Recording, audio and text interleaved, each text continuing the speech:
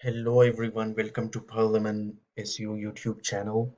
Um, so in this video, we will be discussing the SEO mistake number 6, that is about underestimating user intent.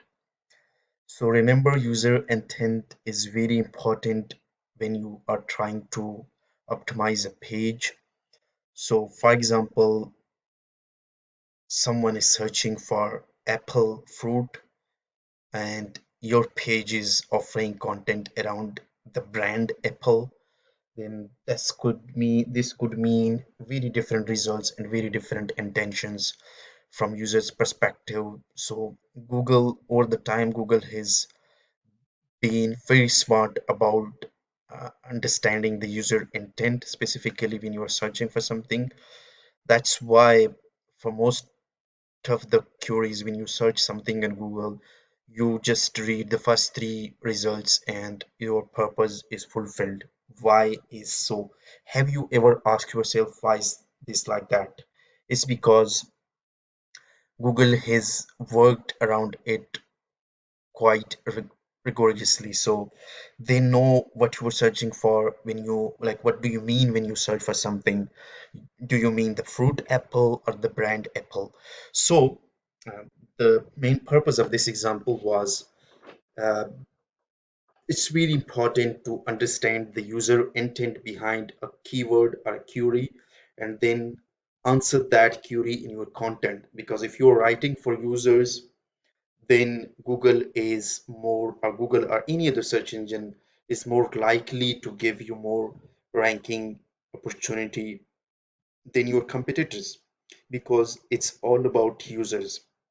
If you're fulfilling the user intent, if you're answering the user intent, it does not matter whether you generate your content with AI or you are hiring PhDs or anyone else.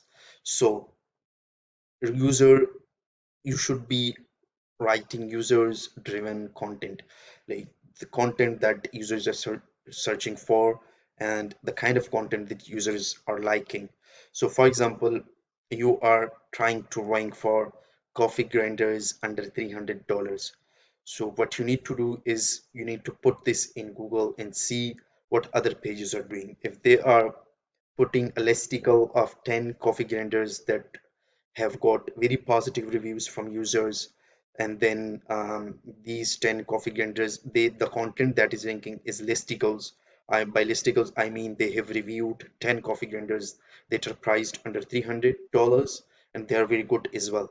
Then you need to create similar content like that as well, because this kind of content is fulfilling the user intent.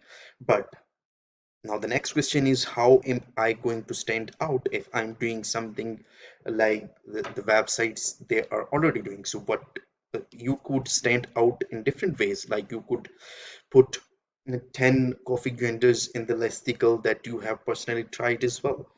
So you could give first-hand reviews to different users. Like you could tell them like, this is the thing that I liked about this coffee grinder and this is the thing that I didn't like. So you could order 10 coffee grinders and review them all for users and put a content around this. You could put videos, pictures, like real pictures. This is the way to stand out.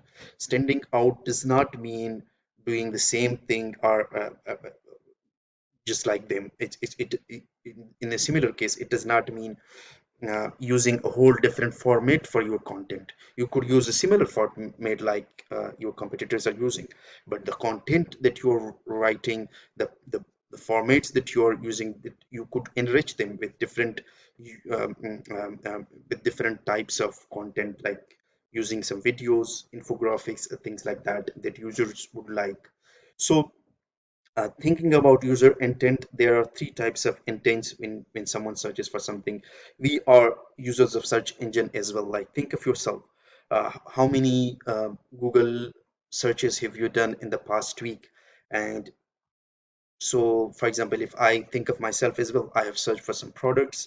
So those were commercial because I wanted to buy something like a smartphone or a laptop or a duvet cover or a bed sheet or something like that. That was commercial intent. My intent was commercial. And then I was also searching for informational content as well, like when is the next Eid or something like that.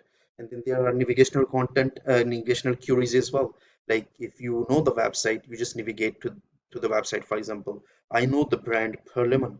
I just need to type in the search engine Perliman, and it would give me results of perliman.com or something like that. So these are navigational queries. So I hope you know the differences between these three types of queries. Informational means keywords are queries where the intent of the user is informational. So if you're optimizing, if you're writing content for informational queries, you need to put information. You need not to be commercial in that aspect. Similarly, if the intent of someone is commercial, you need to put them, you need to answer the query via commercial content. Like if someone want to buy a bed sheet, you need to put content around a bed sheet and put the buy button. So then there is navigational content, navigational keywords as well. That could be answered as well. So this was the so if you are not estimating, or if you are over or underestimating the user intent, then you are doing something wrong. So you need to understand the user intent, and you need to answer the user intent with the right types of content into the right format. So if you need, if you are unsure about fixing this kind of issue, and if you're unsure if you whether your website is answering the user intent or not, you could just reach out to us via perliman.com and could book a consultation with us for free for a moment, and then we could discuss the way forward. Thank you for your time. If you found this content helpful, please um, subscribe to the channel and press the bell icon, because I'm in a mission to upload a video daily, and we will be covering 100 common SEO mistakes that you need to avoid in your SEO campaigns. Thank you.